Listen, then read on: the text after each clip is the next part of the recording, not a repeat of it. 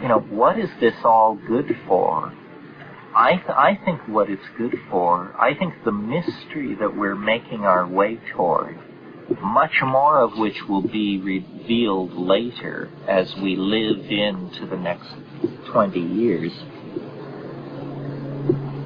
is that we have lost connection to a very important part of reality, which I call the Gaian mind, but which I think is more popularly understood as the goddess consciousness. But the goddess is not as envisioned at Ephesus, a woman studded with breasts. The goddess is the living earth. It is not to be anthropomorphosed into some kind of human or quasi-human form. And when we were taking mushrooms on the plains of Africa, before the invention of agriculture, as nomads, we were rocked in the cradle of the goddess. And the differences between men and women, between parents and children, between those who had much, if anybody had much, and those who had little, and between human beings and the animal and vegetable kingdom were minimal, because everything operated in the light of this reference experience, boundary dissolution, and a sense of the intelligence of the earth. Now we are so alienated from the intelligence of the earth that when we encounter it, we assume it came from halfway across the galaxy to rescue us. It isn't from across interstellar space. It's something that is partially in ourselves and partially in the world around us. And if we could but clear the prejudices of materialism from our approach to the world, most especially from our language, which by its subject-object bias, by its linear syntax, and by God knows what else that's built into it, hopelessly precludes us from contacting this reality. If we could clear all that away, we would discover, a dimension of immense support and affection for human beings and for our enterprises. But as long as we pursue the destruction of the earth and the elaboration of materialist ideology and the suppression of psychedelic states and the suppression of the feminine, we are going to be alienated, feel abandoned, and operate in an ambiance of rampant pathology. So, to my mind, the hallucinogens are a call to return to the archaic style, to recapture the tools, techniques, languages, and attitudes that existed and flourished on this planet, before AD 10,000. And we must do this.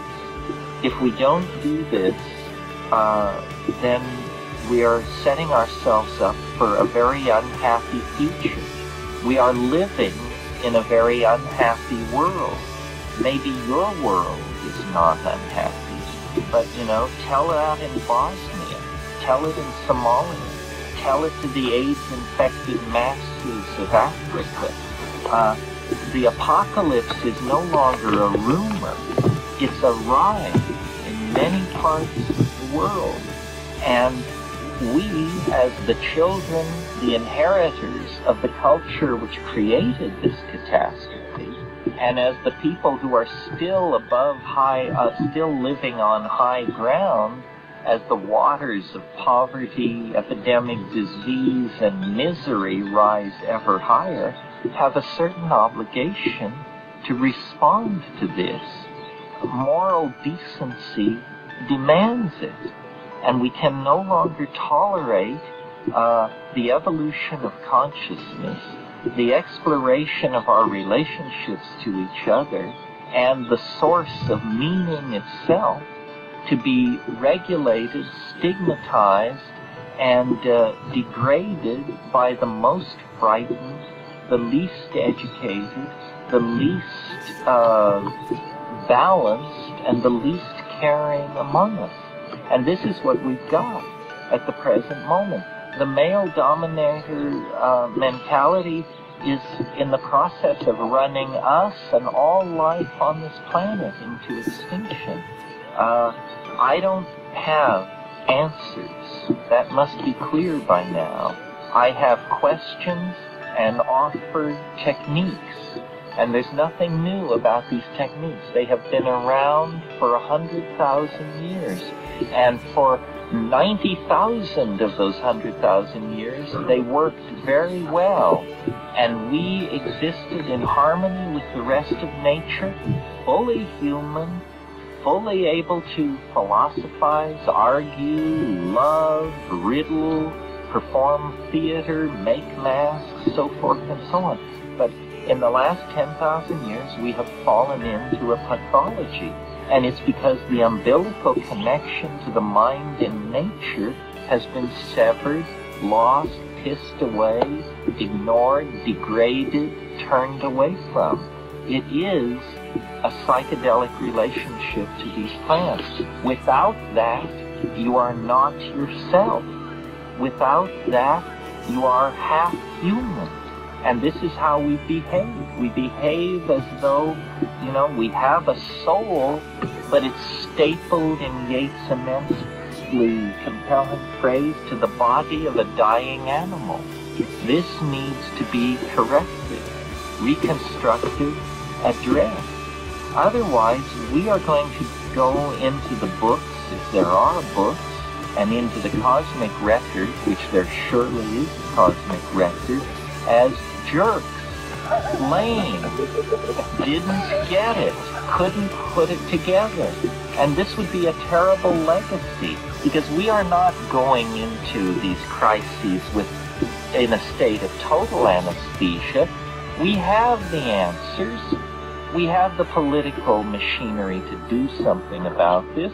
We have the sense of crisis. We have the goodwill and affection for each other. But we are somehow unable to put all this together in a configuration that would allow us to change our minds, admit that history was a bad idea, that science betrayed us, that it's a tale told by an idiot, and to strike out in a new direction. We're like the frog in the proverbial pot who never moves as the temperature climbs toward the boiling point. Sooner or later, you have to just get up on your hind legs and say, enough already. Now, maybe this is beginning to happen, and maybe it isn't. But it's not for us to judge as spectators at a hockey game. It's for us to get in and roll up our sleeves and participate in. Do what you think is right. Think about what you think is right. And once you've thought about it, then do it. And it doesn't have to fit in with my program or my agenda. I have a deep and abiding faith that Mother Nature will sort out the options, and from the offerings of all of us, select those that will be salvational and salutary for all the rest of us. But if you don't act, you didn't participate. I mean, this is not a roadshow, It's your life, your planet, your world, and the tools to reclaim it are present at hand. You've heard this now. Now you have to ask yourself, what are you going to do about it?